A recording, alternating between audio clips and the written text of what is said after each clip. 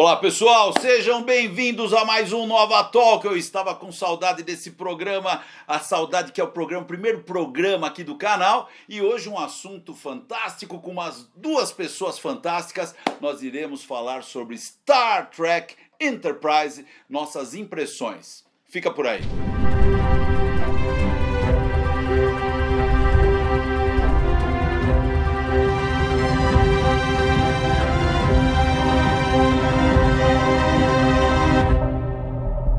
Muito bem, pessoal, estamos aqui hoje com Fernando Afonso, nosso querido capitão, e o querido super-homem Thiago Maldonado. Sigam o Thiago no canal do Thiago. Qual é o nome do seu canal, Thiago? Depende, mas siga o Planeta Diário lá, tem as notícias da semana. Ele mudou, não é mais Diário do Capitão. Eu escutei, olha, eu mudei o canal e tal, mas é o mesmo, é o mesmo. Planeta Diário, às segundas-feiras, 19 horas. Bem, gente, eu não sei se vocês sabem, mas a gente tá aqui pra fazer um revisitando de Star Trek Enterprise, 4 temporadas, 98 episódios, que eu adoro. Gente, 4 temporadas, 98 episódios, por favor, a gente vai tentar fazer em 20 minutos no máximo. Então, já deixa o seu like, já se prepara, já pega lá um suquinho, uma pipoca. 4 temporadas de Star Trek Enterprise com pessoas que amam Enterprise. Eu, por exemplo, pós-série clássica, amo Enterprise. E você, Tiagão? Pós-série clássica é Enterprise na veia. E você, Fernando? Seja honesto. Eu sei o que você pensa, mas... Eu não sei, porque eu gosto muito de Deep. Eu gosto muito... O arco da Guerra Dominion é demais. Mas Enterprise é aquela série que, tipo... Apesar de eu ter visto nos anos 90... As séries Enterprise nos anos 2000, eu tava adulto o suficiente para curtir de verdade a cada episódio. Então é complicado. Mas eu achei, sabe o que eu achei? Que você não fosse falar o Deep Space aqui não. Você ia falar da nova geração. Não, eu amo a nova geração, mas eu acho que os personagens da nova geração são melhores, as histórias de Deep Space Nine são melhores, entendeu? Ou se for eu entendi, se fosse usar os personagens... os personagens da nova geração na Guerra do Domínio ia ter sido fantástico. Mas Enterprise, gente, eu não sei se vocês sabem, esse programa tá indo no ar agora dia 13 de maio de 2025. Hoje, 13 de maio, o que significa 13 de maio, Fernando, para Enterprise? É o aniversário de 20 anos de This War the Voyages, último episódio não só de Enterprise, mas da era Berman em si. Caramba, então vamos aplaudir, vai, vamos aplaudir, caramba. Olha, eu vou ser honesto, uma das séries mais injustiçadas de Star Trek foi Enterprise. Na minha opinião, ter 7 temporadas seria pouco na mão de Manny Coto. Então vamos lá, vai, Manny Coto pra você foi... também não tá mais aqui. Eu sei que o Manny Coto já não está no nosso plano, mas e aí, cara, Manny Coto pra você foi um dos melhores showrunner pra você pegar. De todos. As 3 primeiras foi o Braga. Aí o Manny Coto entra na 4ª temporada e explica, ó, é isso que vocês deviam estar fazendo. É quase uma Talas da época. Da época, não é? É. Mas assim, primeira coisa, os personagens, vamos lá. Capitão Jonathan Archer, qual é a impressão dessa criança? Vamos pro nosso convidado aqui, vai. Adoro o Archer. Preciso fazer um cosplay de Archer, preciso comprar um Portos pra mim. Eu adoro o Archer. Tem um Portos aí do teu lado. Tem um Portos aqui do lado. Fazer um... Quer ficar com o Portos aí? Eu gosto do Archer porque ele não é perfeito. Ele é cheio de problemas, né? E coisas, tipo, ele tá na sombra do pai dele. Sim. Tentando ser melhor do que o pai dele e tentando descobrir realmente onde nenhum homem jamais esteve, tentando solucionar casos com os erros dele.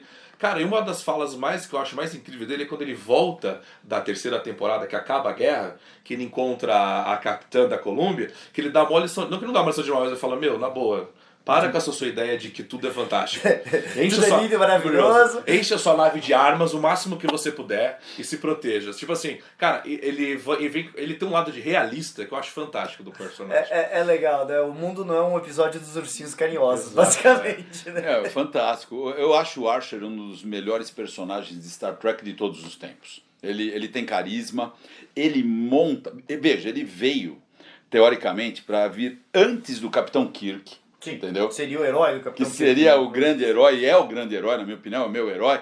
Mas, de qualquer maneira, ele deixa uma marca extremamente forte, que não tem nada a ver com nenhum outro capitão. Ele é único. Se você pegar a estrutura de ação do Archer, ele é único. É exatamente por isso. Ele foi galgando passo a passo para ver o que eu faço para chegar onde eu tenho que chegar, sabe-se lá onde. Quer dizer, ele estava tateando no escuro. E literalmente tateando no escuro, porque se você pegar os primeiros episódios de Enterprise da primeira temporada, eles não tinham escudo defletor, eles não tinham phaser, eles não tinham torpedo. Mas eles tinham um cachorro na nave, ó. Cara, quase tá fechado numa nave que era uma lata de lixo e fala, cara, como é que eu me viro aqui? Não fala isso. Não, desculpa, Enterprise NX-01 era linda, mas eles estavam totalmente fechados. Aliás, só pra uma curiosidade, vocês lembram no final de Star Trek Picard, né, terceira temporada, a comemoração, o Dia da Fronteira é a comemoração da saída da NX-01.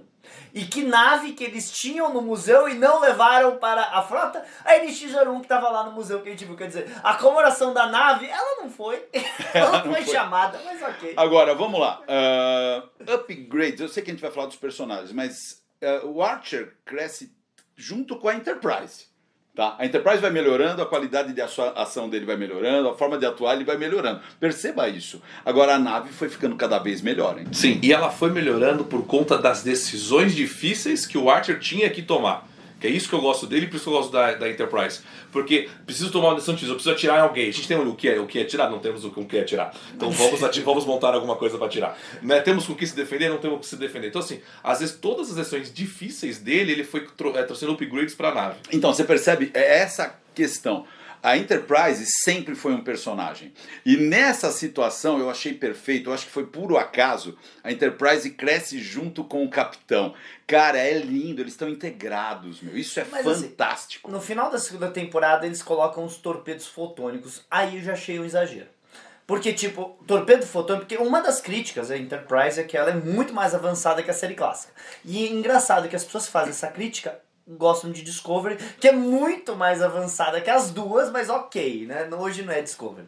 A questão é que eu achei exagero o torpedo fotônico, porque na série clássica eles falam que a Guerra dos Romulanos, que estaria na época da série clássica, foi travada com aqueles torpedos subnuclear que a gente viu nas primeiras temporadas. Devia ter deixado aquilo, não precisava do torpedo fotônico. Nisso eu concordo, porque ia ficar também interessante, né? Ia dar uma relação maior com o nosso século, né? Ele ia ficar com um vínculo maior, mostrando que o upgrade viria depois, né?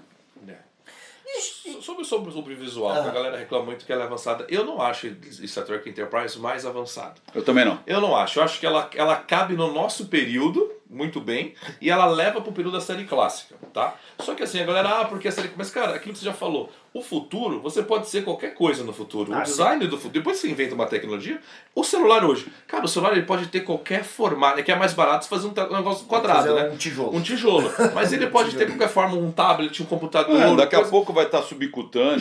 Já tem no relógio, então assim, a tecnologia ela pode ser o formato que você quiser depois que você... Aquele seriado que a gente tinha que era no futuro próximo, que o celular era fazer isso e aparecia uma tela projetada pelos seus dedos, sabe? Sim. É muito provável para onde a gente está indo. Agora, os uniformes, já que você comentou, os uniformes de Enterprise também são uma coisa interessante, porque a ideia ali é NASA, né? NASA. Elon Musk bota a galera, o Bezos bota lá o uniforme azul. Cara, é hoje, é os astronautas de hoje. Mas é um macacão, pô. Nada mais justo do que um macacão, cara. Macacão é isso. Tem uma expressão nos Estados Unidos que eles chamam de greasy monkey, né? Que é macaco de óleo, que é chamado pra falar mecânico. E eles chamavam nos Estados Unidos aquele de space greasy monkey, né? Que é o mecânico espacial, que é o macacão do mecânico espacial. O que faz muito mais sentido você ter bolso numa roupa de um engenheiro e tal, do que não. Bolso, cinto, tudo é útil, né, meu? Então, não ter é estranho mesmo. Mas já falamos do Archer, agora uma outra coisa ainda dos personagens. Eles tentaram recriar o trio da série clássica, só que em vez de Kirk, Spock e McCoy, Archer, T'Pau e Trip, né? Mas eu acho que não era o Trip o original da história, né? Eu não acho que eles iam pegar o Trip, na minha opinião. De acordo com o Connor, ele achou que ele ia ser o Scott, né? Uma entrevista que ele deu pra gente, ele falou, eu sou o Scott, eu vou aparecer de vez em quando, enquanto isso eu tô surfando. E aí ele descobriu que ele tava muito no roteiro, mas muito, muito mesmo. É que a presença de palco, de tela, né, do Trip, ele é fantástico, né? O Connor Trinneer é muito bom de Eu tela. acho que ele rouba muito mais a cena do que até o. Às vezes ele tá em cena, ele rouba da T'Pol, do Archer. Ele rouba do né? Archer também, ele né? Rouba, ele consegue Ele tem ter- carisma. Ele tem carisma pra fazer o que ele quiser. Então foi isso que aconteceu, na minha opinião. Então talvez ele tenha sido realmente contratado para ser o Scott, mas os caras viram ele em tela, ele cresce muito. E a menina, né, a T'Pol, ela trabalha bem, né, meu? Ela trabalha bem. Muito bem. Assim, vamos entrar nisso rapidamente. A galera adora falar da câmara de sexualização e que eles adoravam mostrar a T'Pol sem roupa. Mas eles esquecem que a cada 3 episódios o Trip tava de cueca. Tá. Eles esquecem que todos os homens daquela série ficaram de cueca. Por quê? Porque tem a cena da Roche, tem a cena delas de roupa de baixo passando o cremezinho. Até zoaram isso em Lordex, Sim. né? Mas, foi série machista por causa disso. Os homens ficaram muito mais pelados naquela série que as mulheres. E diga-se de passagem, o Archer apareceu sem camisa várias vezes e é o cara acima de 60. Olha o nível do corpo do cara acima de 60, verdade, trincado. Tudo era motivo pra eles tirarem as camisa. Coisa, né? Vamos lutar. Lembra daquele jogo no deserto? Ah, sim. Deu Os 5 dois. Abaixa. Até 2 minutos, tira o uniforme.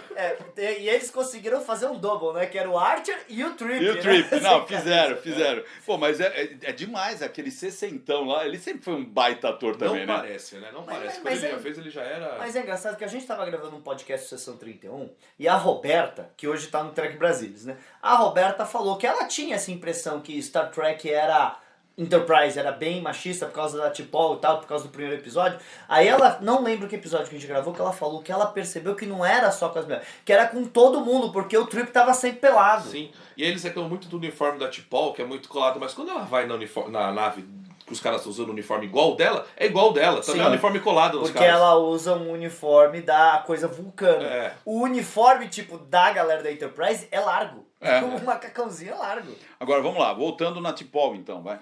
Eu acho a T'Pol legal, mas eu não sei, eu acho que eles colocaram ela num limite da emoção demais ali. Tanto que a própria, por entrevistas que eu vi, assim, em bastidores, a própria atriz, que era fã da série clássica, Julia Belloc, ela falou, mas vocês estão exagerando, Vulcano não pode ter emoção.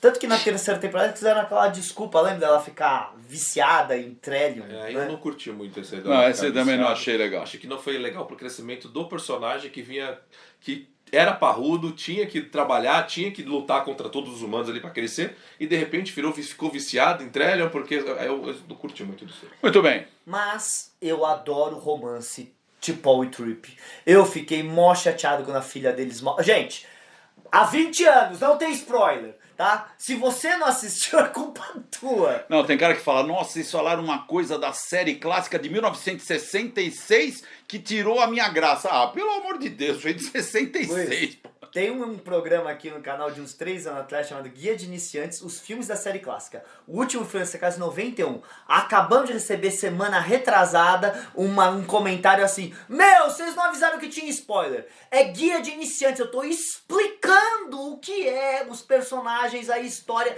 de uma coisa que tem mais de 30 anos. Não, seja como for, vai. Então, fecha a T'Pol, que vocês não estão... Então, não, eu acho que eu gosto muito do romance dela com o Trip. Eu acho que, tipo, se você colocar romance de Star Trek, eu gosto do Odo com a Kira, o Riker com a Troy, mas o meu romance favorito é Trip T'Pol. Trip T'Pol, cara. Eu ver o quanto eles se odeiam e se amam é tão legal. Não, eles mandam muito, mandam muito. Lembra com as escravas que por que todos os homens estão sendo afetados? Por minha causa, aí o Trip. Eu não sei se eu devo ficar aliviado ou muito preocupado com isso. Não, foi muito bom esse episódio, muito bom. Agora vamos rapidinho pros outros personagens. Malcolm Reed, Tenente Reed, né, o nosso chefe de segurança. Mandou bem, na minha opinião, mas eu gostaria de ter um ator um pouco mais carismático. Eu acho que o Reed brilhava de vez em quando o roteiro era extremamente bom. Fora isso, ele não aparecia assim, não sentia falta dele. É uma pena, eu gosto do personagem, entendeu? Mas eu achava que faltava um cara mais punch, mas você fala, putz, é o cara. Ele quando era acionado, ok. Quando não era, você não sentia falta. Pelo menos é a minha percepção, entendeu? Eu acho que eu vou voltar com o relator, porque é justamente isso. Não, ele não fazia falta em tela. É. Você não fazia, pô, cadê o Trip nessa? Não, você não sente falta dele em nenhum momento. Ele era bom quando ele estava atuando, quando tinha que fazer algumas coisas, mas ele realmente não fazia falta. Como que você falou, né? Você falou assim, cadê o Trip, né, hoje? É. Mas cadê o Archer? Mas ele, você nunca vai falar o Malcolm. O Malcolm fez diferença. É. Não fez, né? Eu gostava de, tipo, porque ele era o chefe de segurança, normalmente o chefe de segurança você tá esperando um cara enorme. E ele era trincado. Porque você via ele sem camisa, ele era trincado, ele era bom, ele era ágil.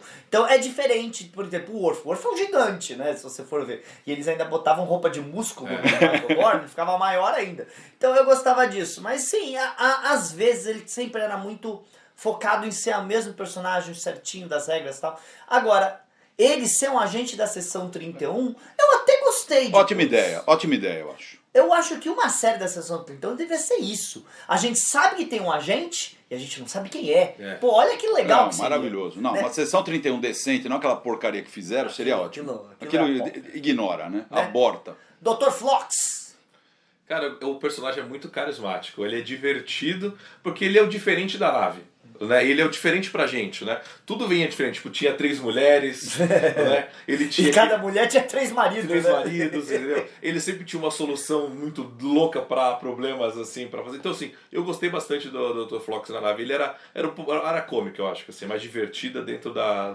Porque ele só ficava ali dentro também Da enfermaria. da enfermaria. Mas ali era momentos de, pelo menos, você dava risada com o cara. Eu também gostava do Phlox, porque ele era um médico anterior aos anos 1900, entendeu? É o médico do passado, aparentemente, porque ele sempre tinha uma saída de tratamento utilizando um animal de tal lugar, É que isso. ia fazer não sei o que e tal, que no passado, até 1900, era mais ou menos isso, entendeu? Então eu falava, pô, que bacana, eles pegaram um médico meio tradição, meio raiz.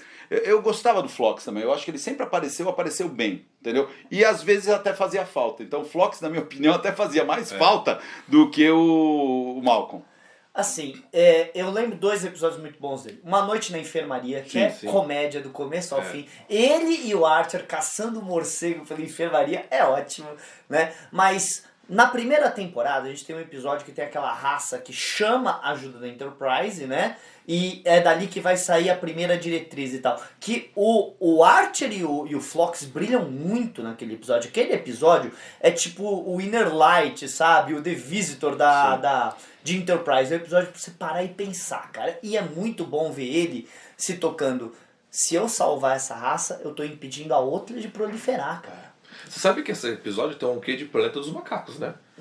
Porque a gente... É como se a gente estivesse lutando contra o futuro. contra os macacos. E tipo, se pedisse ajuda pra alguém de fora pra não deixar...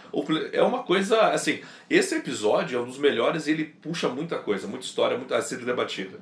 Isso é o legal de Enterprise. E agora vamos para os 2 personagens que mais esquecidos no plot, né? Que é o Travis e a Roche, né? Vamos começar com a Roche Sato, que eu gosto da Linda Park. Sim. Veja, mandou bem. Não tinha também aquele brilho, aquele carisma, mas quando acionada, funcionava. E a ideia dela ficar aprendendo línguas novas, apesar dela ser uma extrema especialista, a partir dela, de alguma maneira, aparecer o tradutor universal. Ela que supostamente teria criado. Supostamente sabe? teria criado a ideia, o conceito, a estrutura básica. Então eu acho que foi bacana e foi uma homenagem, entendeu? Foi uma bela homenagem. E ela é brasileira, né? Então é um brasileiro na série, eu pelo menos trabalhava no Brasil. Ela trabalhava no Brasil, aliás, a floresta amazônica deles é arrumadinha, viu? Eu fui lá, não é assim não. Então, mas assim, that's ok, saca? Aquele personagem que, não sei, eu não sei o que eu faria com ele, eu talvez fizesse algo a mais, mas é um personagem que não tem aquele super brilho. Tá lá. Ele foi específico para ser a comunicações. Porque a comunicação na nave não é algo tão grande assim, né? Eles conseguiram, na verdade, até dar muito espaço para ela e dela do que era a limitação do personagem, dela criação, dela ser acionada. Assim, é um bom personagem, não tenho o que reclamar da Sato. Eu gosto muito daquela piada que a gente vai fazer aqui, né? Que ela é com certeza a filha da Sabrina Sato. Né? Filha não, né? É a geração da Sabrina Sato, brasileira. Então assim, pela limitação do personagem, eles usaram muito bem, conseguiram desenvolver muito roteiros que ela precisava ajudar. Isso foi bacana. Agora o Travis é outro que ficou renegado a piloto, mas eu acho que a história dele de ter crescido nos cargueiros cansou rápido. Ah, como é que seu pai resolvia isso lá, sabe? Cansou rápido. E é uma pena, é um bom personagem. Pra mim, o Travis teria que ter aparecido mais em missões de campo, tipo como um herói, sabe? Um cara bom de briga, um cara que palpa toda a obra. Eu queria ver o Travis, eu trabalharia o Travis como um Kowalski, sabe? De Viagem ao Fundo do Mar. Aquele cara é o palpa toda a obra. Fala, ô Travis, vamos lá. E você fala, pô, o Travis é o cara. Eu jogaria o Travis nesse nível. Eu acho que ele não teve essa sorte. Os roteiros não favoreceram. De verdade, aí o problema, na minha opinião, foi o roteiro. Ninguém pensava muito no roteiro dele. E ele realmente foi um dos caras que menos atuou. Ele atuou bem menos que a Roshi. Isso. E ficou... Porque cai de novo na função dele, né? Não deixaram a função que, por exemplo, na Sato tinha missões que era necessária a comunicação. Mas em nenhum momento ele falou, nossa, essa sua manobra salvou a gente. A gente não teve esse momento do tipo, Travis, eu preciso que você manobre a nave agora. Mas não teve esse momento. Pensa na série clássica, você tem lá, teoricamente, entre aspas, dois pilotos. Você tem o Sulo, você tem até o Chekhov. Os caras brilhavam, né? Faltou o momento dele pilotar a nave e salvar todo mundo, sabe? Mostrar. Porque tinha CGI bacana naquela Tinha, não, pô. Faltou ele falou assim, caraca, se você não tivesse feito essa manobra, faltou esse momento, o destaque dele como piloto. Porque você falou, o Sulo tinha esse momento lá, puta, o Sulo salvou, tirou a gente daqui. Nele não tinha. O Sulo não fazia nada efetivamente, mas pô, ele foi espadachim, o Sulo salvou a nave. Ele fazia. Nada, mas quando ele fazia, fazia, ele tinha aquele carisma, entendeu? Então faltou isso pro Travis, faltou mesmo. Agora, um personagem recorrente de vários que tem que ser mencionado é o Andoriano, é o comandante Fran. O Fran é ótimo. Fran. Ele começa como um inimigo e se torna um aliado. Ele é ótimo, né? Quem não gosta do Fran? Não, o Shuran, pra mim, é o personagem que, na verdade, deveria ter sido contratado como um dos tripulantes, que é o que tava pensando nisso, Existia uma ideia no futuro de colocar ele como fixo da série. Ia ser fantástico. Ele como um tripulante, entendeu? É o que você falou de precisava ter 7 temporadas, porque poderia ir agregando os outros personagens pra virar a federação. Virar a federação. Você bota um Andoriano dentro da nave nesse nível do Shuran, pelo amor de Deus. E é interessante, porque o Andoriano é uma raça da série clássica, que mal foi explorada. Eles esperaram, passou, sei lá, 30 anos para eles trazerem uma luz a uma raça da série clássica que supostamente é um fundador da federação. Deveria ter sido super importante, e não foi. Aliás, eles também exploraram os Telaritas na série. Ok, não com a mesma profundidade, mas também mostrar, vamos mostrar. A gente tem que mostrar, se essa série termina na fundação da federação, a gente tem que mostrar Andoriano, Telarita, Vulcano e Humano. Agora, eles fizeram muito bem isso com todas as espécies dentro do arco que eles podiam fazer. Telarita, Andoriano, até os Romulanos, eles deram um gostinho pra gente do que poderia ter levado. Enterprise soube tratar muito bem todas as espécies em volta deles. Agora, na quarta temporada, eles explicam tudo e fecham todos os arcos, né, meu? Eles trabalham otimamente com os vulcanos, explicando a lógica vulcana, da onde veio, aquilo foi lindo. É interessante ver que na primeira temporada os vulcanos, né, estão muito diferentes. E a explicação que eles dão na quarta temporada do que é aqueles vulcanos e a influência dos romulanos, e deixa o gostinho da guerra romulana, quem sabe que tá vindo, que era o que ia acontecer. Se a série tivesse continuado, uma hora ia ter que estourar a guerra romulana. Agora, ficou perfeita a explicação. Me convenceu plenamente. Eu falei, putz, eu entendo aqueles vulcanos, não gostava a princípio, que me incomodava, mas depois você fala, pô, é isso mesmo, é assim que funciona. É o bastidor, tipo assim, né? Um retcon, né? Ele consertou e falou, arrumei isso daí. E que mais? Você tem o Dr. Noonan, sim. Ah, sim, você teve o avô do Data, que é a cara do Data, porque o pai é a cara do Data, o filho é a cara do Data. É a melhor genética. A explicação de guerra eugênica também, não foi? Não, a guerra eugênica pra mim é o melhor arco de todos os tempos da série de Star Trek. Pra mim, Quer é o melhor arco. Você pega uma Enterprise, se você tem alguma dificuldade com alguma coisa, você vai conhecer todas as espécies e todos os arcos, tá? Tudo ali explicadinho. Pra mim, a explicação dos Klingons, que foi completamente ignorada, né, pelos gênios de hoje, a explicação dos Klingons, testa lisa da série clássica, pra mim foi brilhante. Ele fez 3 coisas. Ele fez o Data, a testa dos Klingons e a guerra eugênicas. Ele pegou 3 arcos abertos e juntou em um. E, cara, pra mim é o melhor. Porque é episódio triplo, né? É episódio triplo. Tem episódio triplo e depois vai dar sequência pro episódio duplo dos Klingons. Cara, isso é fantástico. Não tem comparação, nada feito em Star Trek. Agora, uma coisa também tem que eu quero citar pra vocês. A guerra temporal. Eu sei que muita gente odiou. Muita gente não gostou. Mas, cara, eles abrirem a terceira temporada com a Guerra Temporal, com o episódio duplo, né? Foi a terceira ou foi a quarta? Segunda. Foi a segunda? Da primeira pra segunda Da que o Archer vai pro futuro. Exato, cara, aquilo foi lindo. Tudo bem que poderia ter pego aquela guerra temporal, aquela guerra Zindi, cortado na terceira temporada, em meia dúzia de episódios. Foi muito arrastado, mas, cara, foi bonito aquilo, hein? Um parênteses sobre isso. A Guerra Zindi, que deixou muito longa, eu até concordo, mas a Guerra Zindi foi o que Voyager não soube fazer em 7 temporadas. O desespero de um capitão tentando tirar a sua tripulação e salvar o seu planeta, entendeu? A Voyager não fez aquele desespero de ter que roubar uma nave, senão eles iam morrer e tinha gente dependendo deles. Ele não fez eles não tinha esses Voyager estava debates. muito preocupado em mostrar a vida nova geração, mostrar o desespero que é você estar fora de casa. Teve aquele episódio, desculpa falar da Voyager lá, o Ano do Inferno. Cara, aquilo ali tinha que ter sido Voyager. Exato. Não, aquela coisa meio... caraca, você tá... nervoso, né, meu? Exato, você tá num lugar totalmente sozinho, não tem ajuda. A única ajuda tá dentro daquela nave. Então, assim, a Guerra Zindi, a galera pode reclamar, mas o arco que eles fizeram foi o que Voyager não fez e mostra o desespero de um capitão. Voyager, assim como a nova geração, tem episódios brilhantes que vão ser lembrados eternamente, mas tem um monte de episódio que você não sabe o que eles estavam querendo fazer. Principalmente com Voyager, que tipo, vocês estão numa situação desesperadora e brincando de vila irlandesa no holodeck. Não, isso é ridículo. Eles tinham em Voyager, claustrofobia tinha que ser mostrado, medo tinha que ser mostrado, desespero. Sobre esse desespero que você falou, né? Finalizando o seu comentário, o meu, né? Sobre a guerra temporal. Cara, a guerra temporal, eu gosto do arco porque, como a guerra que tá acontecendo lá no século 29, Exato. e tá longe, todos os fatos que aconteceram ao longo dos seriados, ele podia ter apresentado, ter justificado. Sabe por que aconteceu aquilo? Porque tava rolando uma guerra temporal. Sim. Isso que era legal. As pequenas incongruências com a série clássica. É porque a gente tava rolando uma guerra temporal que tava interferindo. Isso que eu gostei dessa guerra, porque a gente poderia ter consertado algumas brechas com a guerra temporal. Bem, mas fizeram brilhantemente todas as brechas e buracos, eles consertaram tudo, né? É interessante a gente ver, por exemplo, vamos rapidinho para temporadas para finalizar. Primeira temporada, estamos aprendendo a navegar essa porcaria. É isso a primeira temporada, né? Primeira temporada, isso. E aí mostra claustrofobia, medo, você fechado no lugar, você não tá vendo o que tá acontecendo lá fora da nave. Eu senti perfeitamente isso. O episódio que eles colocam os phasers na nave, Silent Enemy, se não me engano, que eles não sabem o que é, e até hoje a gente não sabe o que era aqueles caras, né? Parece esses Grey, aqueles caras.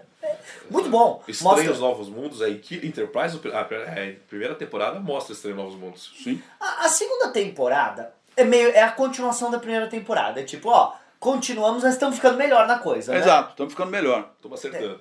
Aí chega a famosa Guerra Zindi, a terceira temporada, que eles ficam lá Cansou. presos na expansão. Cansou, mas eu gosto da resolução, porque no final eles não explodiram os caras. No final eles fizeram as pazes. Exato. Eu gosto disso. Achei ótimo isso, né? E a gente tem até a Enterprise J aparecendo, umas referências, prima distante da sua nave, e chegamos à quarta temporada, que é o supra-sumo da série, né? Eu acho, assim, como temporada, a quarta temporada de Enterprise é a melhor temporada de qualquer série de Star Trek em todos os tempos. Então, pra mim, é a melhor temporada de todas. Mas eu acho que é isso, né, gente? Falamos bastante, Star Trek Enterprise, claramente a gente gosta. Claramente a gente gosta. Pra finalizar, gostaram do Daniels na último episódio de Star Trek Discovery ou achou que não teve nada a ver? Porque eu tenho certeza que alguém tá comentando ali. Ah, vocês não falaram do Daniels. O Daniels, o agente temporal, se revelou ser o mesmo cara lá de Discovery. Olha, né? pra mim, eu vou ser honesto também, abrir o coração. Pra mim, Discovery eu desconsidero completamente. Ter Daniels ou não ter não faz diferença alguma, porque o que eles fizeram com aquela série, pra mim nem canon é. Então, pra mim tá fora. Vou com o Navarro. Não fez sentido algum, porque assim, é uma referência jogada. Não fez. Qual foi a diferença dele ter falado no final que ele era o Daniels? Olha, eu vou te falar que não é que eu não gostei, eu até gostei. Mas é que eu acho que falta. O que falta? Falta a gente entender como o Daniels virou o Kovac. Alguma coisa. Falta. A realidade é que falta a guerra temporal. Não, e ele, ele falou, ele não falou pra resolver um problema, pra encerrar, não. Não, ele só falou pra tipo, sabe quem que eu sou? Eu sou o Daniels. Viu, você que gosta de Enterprise, eu tô te chamando a atenção. Eu gosto. Vai cagar, meu. Foi isso, ele não falou assim, não, eu sou o Daniels, eu sei como resolver isso aqui. Pera. Não, Não, é idiotice. É pra chamar o pessoal do Enterprise. Foi. Teria sido talvez mais interessante se a Michael tivesse deduzido isso. E eles terem mostrado ele em outras séries e outras coisas, e não só. Mas eles estavam Também não sem ia fazer tempo, falta sem nenhuma. dinheiro, sem nada. enfim. Mas Mas ó, Enterprise não merece a fama que tem, ela é colocada como uma das piores séries de Star Trek, o que eu não considero, acho ótima e acho uma ótima porta de entrada. Se você nunca viu Star Trek, você quer apresentar pra alguém, Star Trek Enterprise. Com certeza, e agora me deu gostinho, vou assistir tudo de novo.